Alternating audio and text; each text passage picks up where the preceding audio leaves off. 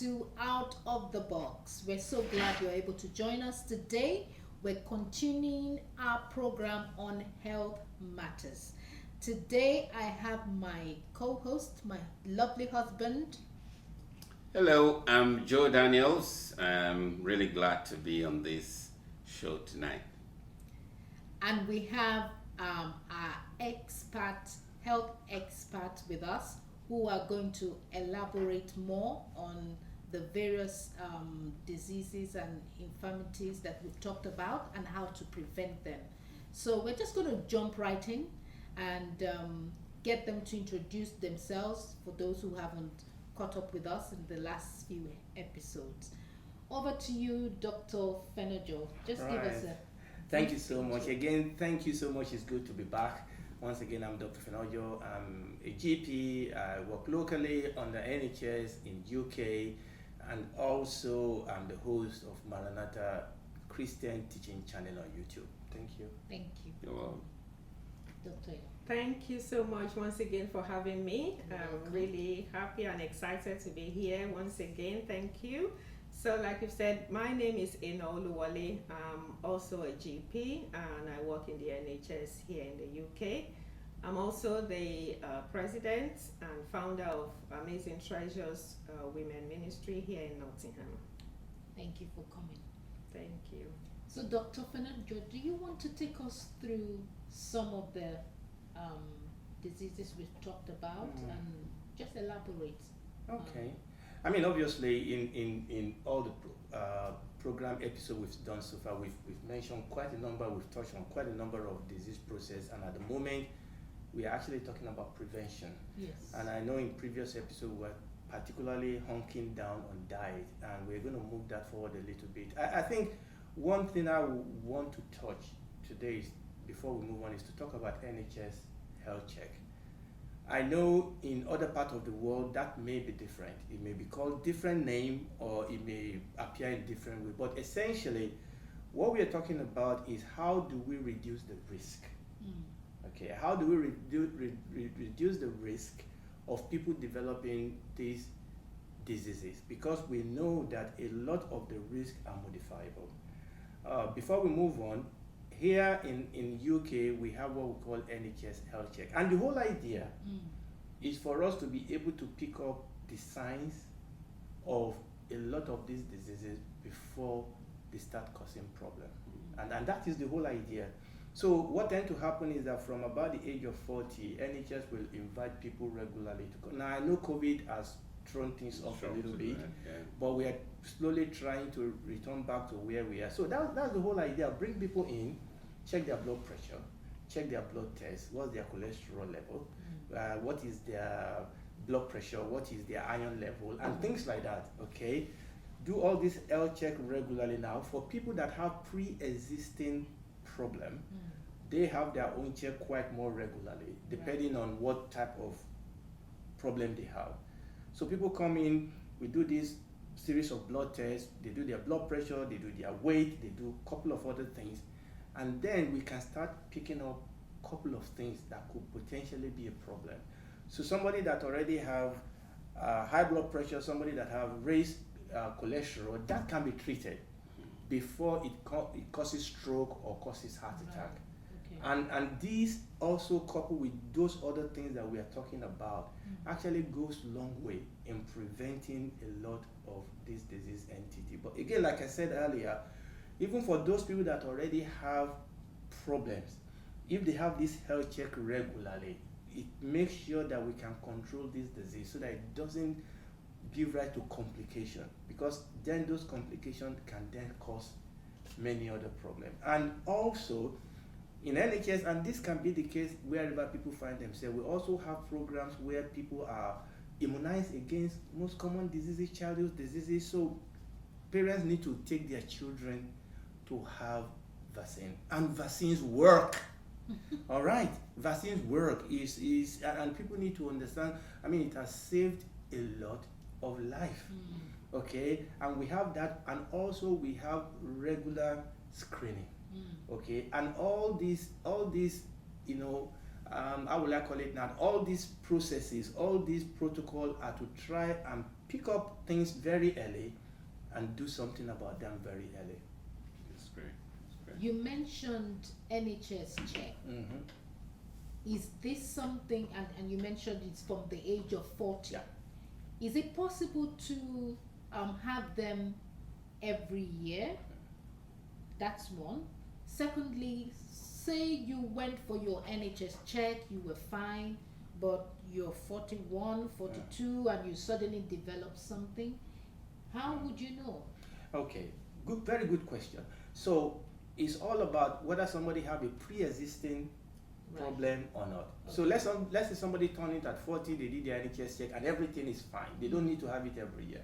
Okay. So they tend to have it around about every 5 years. Okay. But obviously if we pick up something, and then depending on what it is and at what age, it can be every year, it can even sometimes be every 6 months for a couple of times. So it all depends on whether there's a pre-existing problem or not. In which case there are set pattern as to, and usually we have a system in the Western world where you can be recalled. You can be called in to do this test quite regularly. Now, wherever people find themselves, even in a place where that system is not in place, if somebody knows they are at a particular age, they can take themselves to the doctor to just do general checkup. Please check my blood pressure, check my blood, make sure everything is fine. But also, there's some, like when we're talking about colorectal cancer, somebody that come from a family where they are at risk of having this, there are system in place where people go in and do regular checkup over and these are systems that are already put in place, that they check them regularly at prescribed time, just to be sure they can pick things up early before they become a problem. Yeah, I think what I'm going to focus, because again, I know a lot of our people might be watching from different parts of the world with no NHS. I think that you need to focus on the fact that you are the person whose health we're talking about here. So even if the government in your area do not have this kind of system, there are doctors around you who are equivalent to general practitioners, or that we will call GPs in the UK. So you can go and have yourself checked regularly, and I think the regularity is important. It, in the end, it might not be as expensive as if you then come with, God forbid, a stroke, and you're then having to go through all the treatment or the surgery, maybe embolization, maybe embolectomy, maybe, and the things like that. You then spend much more money trying to treat the condition, whereas maybe just raised blood pressure tablets or blood hypertension tablets might all be that what is necessary. Or like we've been saying so far, the prevention of this, you take it seriously, and then you begin to see your life change. So on this particular program, we're going to focus on more lifestyle changes. I know we talk about food and nutrition, but it's not just food and nutrition. What are the other things that actually affect us negatively, affect our health negatively, and simple things that we can do about it? So Dr. Nhs is going to talk us through these things. Thank you very much for that question. So like we said in the last show, we're looking at a holistic approach to health. And we did talk about nutrition last time. There are other things that we need to talk about also, other modifiable factors, things we can do to enhance our health and well-being. And the next thing I would like to talk about is exercise. Is exercise, because otherwise I can put it as movement, because when you hear the word exercise, it just sounds like something so big and tasking. But we're just basically talking about movement here. And it's been said that sitting is the new smoking. So sitting on a chair whole day is equivalent to smoking. So as Christians, I know that some Christians perhaps smoke, but most Christians don't smoke. And then you can just relax and say, okay, so that's fine, I don't smoke, so I'm okay. But if you're sitting at a desk whole day, you're not fine, because sitting is now the new smoking. Wow. Our body needs to move, and when it doesn't, we are setting ourselves up for increase in disease biomarkers and chronic illnesses. Being active can actually maintain or help to improve our health and well-being, and also our quality of life. And there are so many benefits of exercise. Statistics in the UK actually shows that people who are not physically active are twice likely to have a heart attack. And regular physical activity have been shown to reduce the risk of dying from heart disease by half. Wow. And unfortunately, in England, about 7 out of 10 adults do not do enough physical activities to benefit their health. The NHS National Health Service actually recommends that adults aged 19 to 64 should do some type of physical activity every day. Should exercise once or twice. Exercising once or twice a week can actually help to reduce the risk of heart disease and stroke. And there's so many benefits of exercising, including up to about 35% lower risk of heart disease, up to 50% lower risk of type 2 diabetes, up to 50% lower risk of colon cancer, up to 20% lower risk of breast cancer. Wow. Also, it's been shown that if you exercise regularly, you have a 30% lower risk of early death, and up to about 83% lower risk of osteoarthritis, 68% lower risk of hip fracture, and the list is endless. Because of our time, I will just stop there. However, what do we need to do to obtain all these benefits? So the National Health Service recommends that we do 30 minutes of moderate intensity physical activity a day for at least 5 days, or 75 minutes of rigorous intensity activity plus 2 sessions of muscle strengthening activities. But I would like to also recommend walking, because particularly if you're not used to exercising, or maybe you are elderly, walking is a good way of keeping fit and benefiting, improving your health. The British Heart Foundation says put your heart into walking. Why? Because it's free, it's easy, and it's great for your heart. So other benefits of just walking includes you feel better and you look good when you go for a walk. Walking increases your energy level, it helps you sleep better, you save money, you don't have to enroll in a gym, you don't have to buy expensive equipment, and you enjoy the environment, you enjoy the work of God when you go out walking.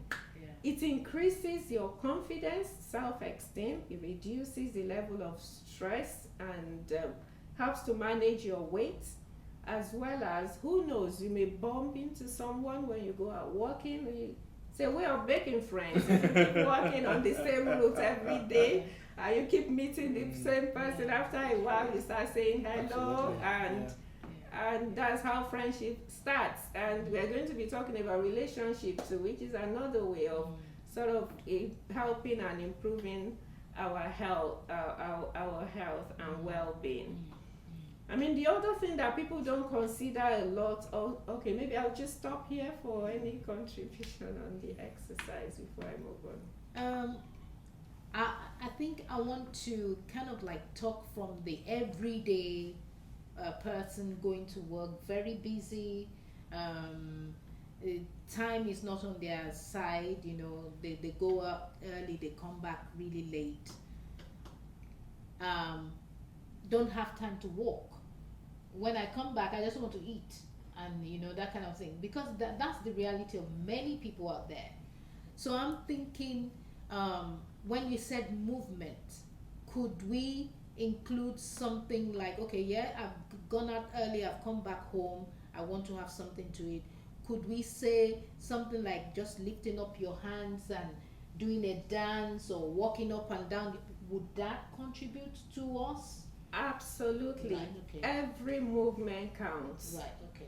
Every movement counts. And even when you are in your office, you don't have to wait till you get home.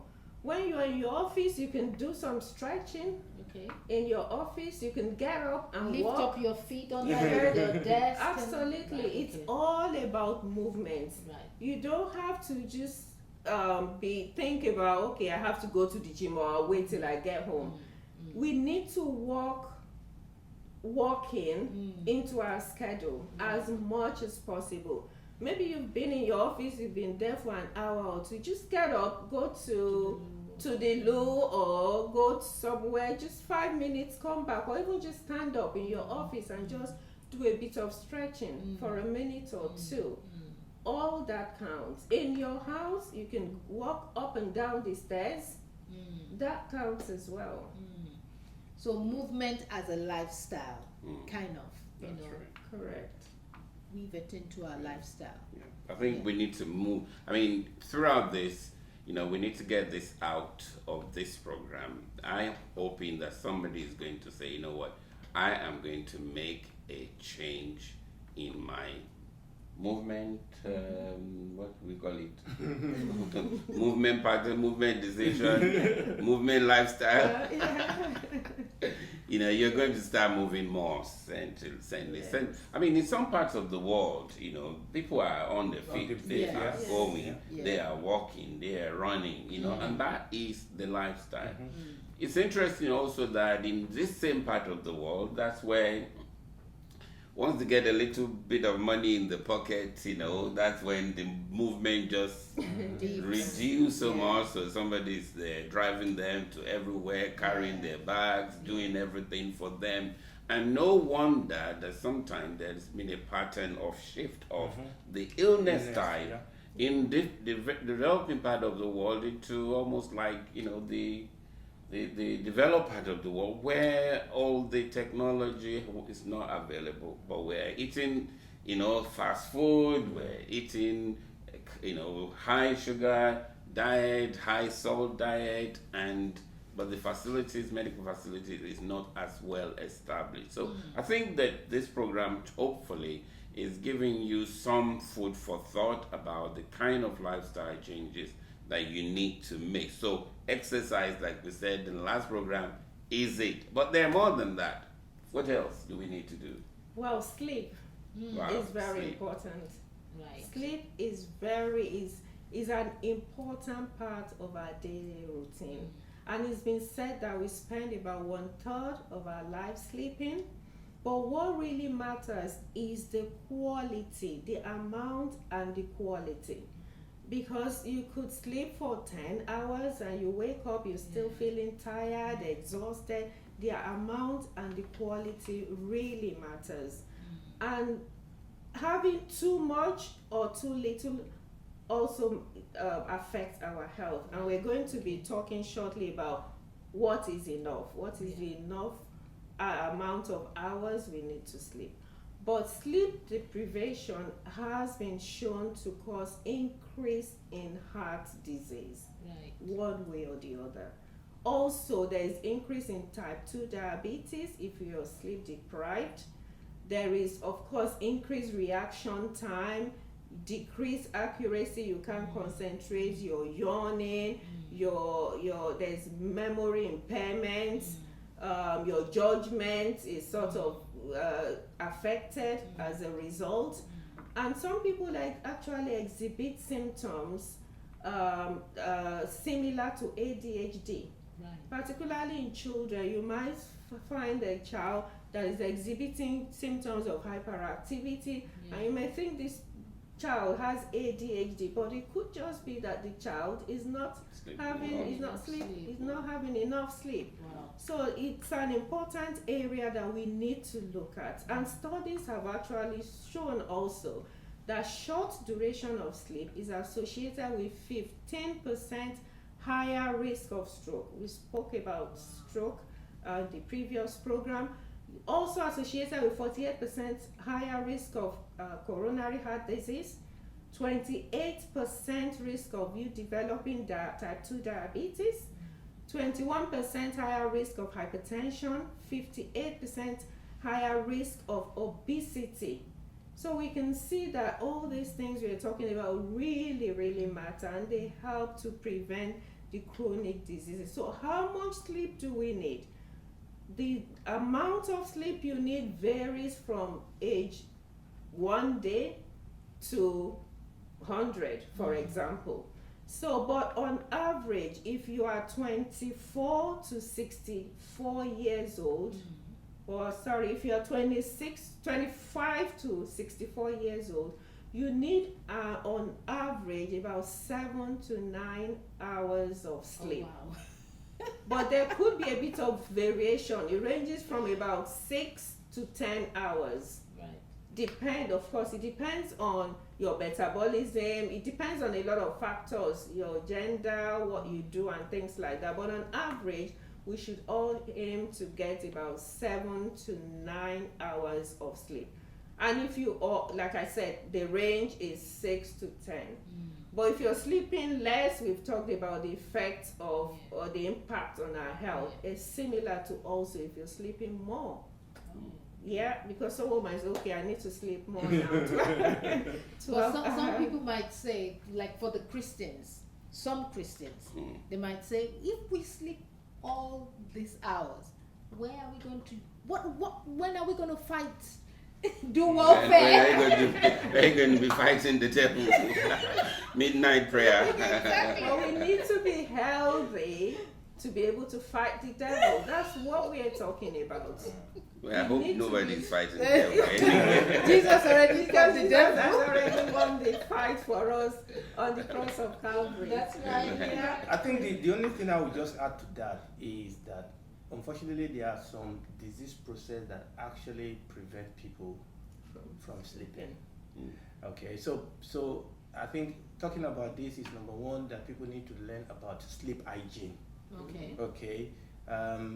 There are some things we do, for example, and this is the problem, isn't it? We all live now in the age of internet, where many of us are watching the screen and taking our phone to bed, and on the laptop or the iPad forever before. And these are things that impact on our sleep, because sleep is all about, isn't it, winding down. And that is what this is all about. And there is an art to sleeping. You actually prepare for sleep. What about taking a shower before you go to bed, brushing your, and many of us, I mean, I didn't grow up in the Western world having a bath before going to sleep. There's no water. But these are little things, isn't it? Most of us now have TV in our bedroom. It shouldn't be. Well, I have one in my bedroom also. But these are some of the things that can impact on our sleep and the quality of our sleep.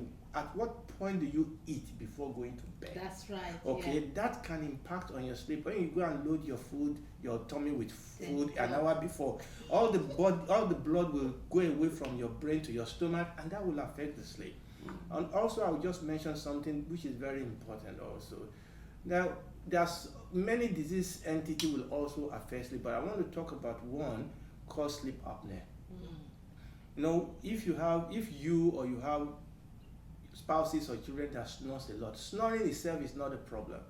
It's just that sometimes snoring can be the first sign that people will have about how their sleep is being affected. So if you have somebody that is always stopping sleeping, maybe they stop sleeping for a little bit during the night, and then they jump up and then they start breathing again. Even though they may sleep 6 hours, 8 hours, 10 hours, they are not actually sleeping. Okay, and then it affects them. It affects everything: their mood, their activity, their libido, and things like that. And such people need to go and see their doctor and have things checked out. That's right. That's right. I like what you said, Dr. Fenejade. You said sleep hygiene. I've never heard that, at least that term. And I followed it. that's fine. But I like the fact that you said sleep is an act, that we need to wind down. And I think what you mentioned about when do we eat dinner is so important. When we eat dinner, and I didn't grow up going to bed having a shower, but it's our lifestyle, and it's been our lifestyle for a long time now. It just actually helps you break the cycle of the day, and helps you to unwind. Yeah, we have a TV in our room, but we don't use it. But I think that aspect of technology being near to us is something that we all need to work at. But it's so difficult because I use my phone as my alarm.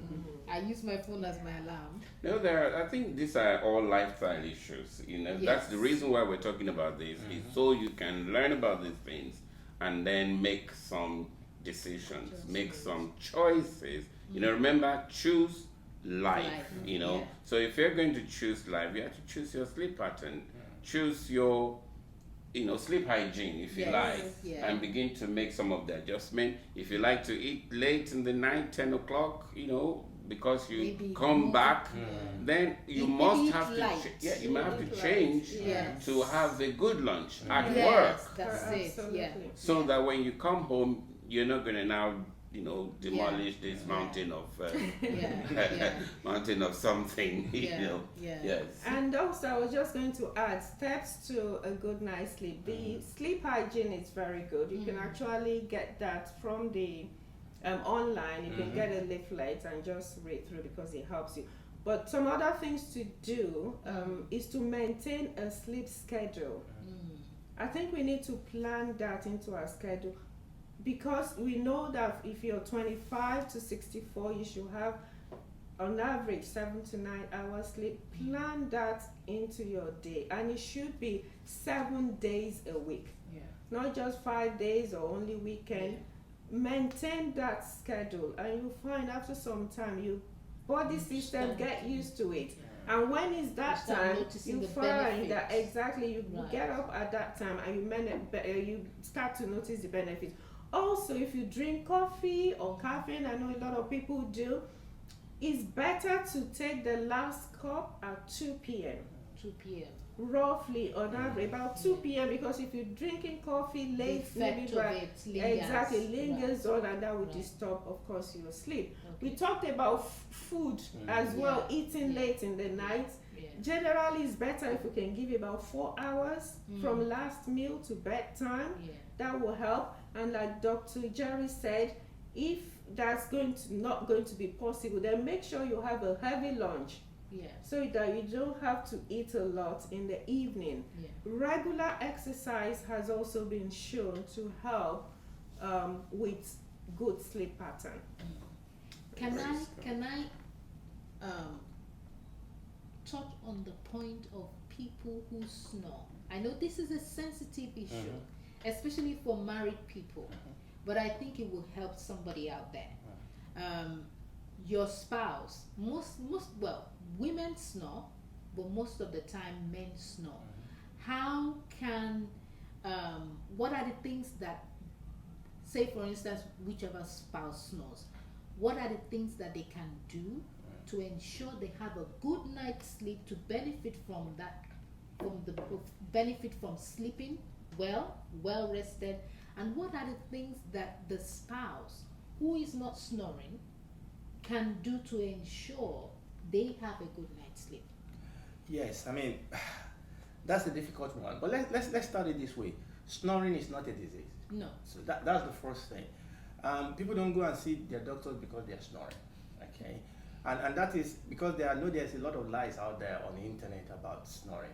So I think that's the first thing, just for people to be aware that snoring is not a disease. Now, it's an irritation, it can cause all sort of issue, but that's the first thing. But the second thing is that for people to realize that the reason people snore is because the tongue falls back into the back of the throat, and that is what produces the noise. Right. So anything that you can potentially do to try and prevent that, and really, there are not too many things you can do, but the way you sleep, because obviously if you snore and you sleep on your back, the tongue falls back and the snore will get louder. Obviously, if you sleep face down or sideways, the snoring will be a little bit less. Right. Also, people with short neck, people that are obese. Right. Okay, that means that they don't have a lot of neck space, if you can put it that way. So losing weight also will help. Having said that, I mean, I've had situations in my practice where people have done all those things and people still snore. This is where relationship comes in. This is where working in love, knowing each other and trying to help one another to pass through. I have to say, I've known couple where what they have to do at the end of the day is that they sleep in different rooms, because that is exactly what then works. I mean, that they only do that when it's ready to go to bed, or sometimes they just have this period where they sleep together on the same bed for a few days together, and but they have these days where at least somebody can have a better rest. Just to say, talk to your doctors to see are there modifiable things medically, or are there things that people just need to find a way around. Okay, there's a lot of devices that people have out there, they don't work. Okay, that's just it. Now there is a massive operation that can be done, but nobody do it. It's never done because the risk is just too much. And nobody does it. Okay, but the most important thing is to find out when snoring is associated with a disease process, and that we can do something about, and that's what we call obstructive sleep apnea, because that can lead to a lot. Like we've said, it can lead to heart attack, can lead to depression, it can lead to all sorts of things, and that needs to be treated. I like the way you kind of like broke it down, and that's the whole aim of this program. You know, we talk about real issues because there are people out there with real issues. And I like what he said about sometimes you might need to sleep in separate rooms. There's nothing wrong with it, and doesn't mean your marriage is in difficulties. You know, for example, my husband works, he's on call. When he's on call, I don't want to be hearing anybody say, oh, doctor this, that, you know, and that's not affected our relationship, you know. So why keep both of you awake? Exactly. I mean, if you want to go. Well, I suppose that talks a bit about people who are not GPs. And they have to be awake. You know, I think the only thing I'll say is that you need to, and your spouse also need to understand, if you've been on call, you haven't slept well, you need sleep. That's right. And that's just the way it is. You need sleep. You should be given space to sleep and have enough sleep maybe within the next few days, because sometimes you have to ration your sleep to make sure that you have enough sleep. Now I think we're going to talk a little bit more. Time is going. This is particularly extended program. Time is going, but we need to talk about water. You know, Dr. Eno again is going to take us through, because Dr. Eno is doing a lot of work in this area, including some Harvard courses. That's right. So we just She's think well that we qualified. should just give her the opportunity to share some of these things with you. Okay, thank you so much for the question. So we're moving on talking about water. I would say water is for life, of course. Drinking fresh, clean water is so vital to our health and well-being. And we all know that we cannot survive very long without water. The human body is made up of approximately 70% of water, and the brain about 85% of water, and even the bone, as dry as the bone is made up of 20% of water. And there's so many health benefits of drinking water. Of course, I'll drink water. Do you?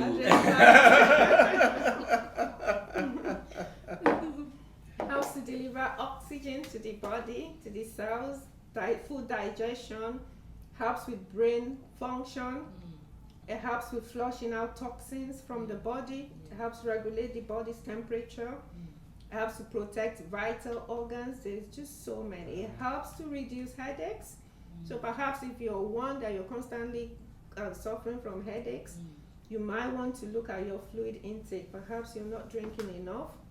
It helps to improve your physical performance, helps to prevent constipation if you do suffer from constipation.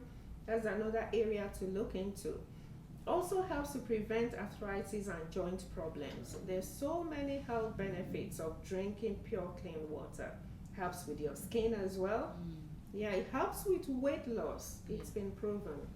And also it says, I'm not sure about the mechanism of the body, it helps prevent certain cancers, like of course bowel and bladder cancers. It detoxifies by flushing out waste products. So how much water should we be drinking?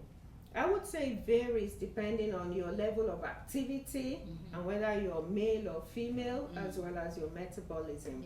But on average, generally about 7 to 8, perhaps 9 glasses of water is recommended. And also I just want to talk a bit on the symptoms of dehydration.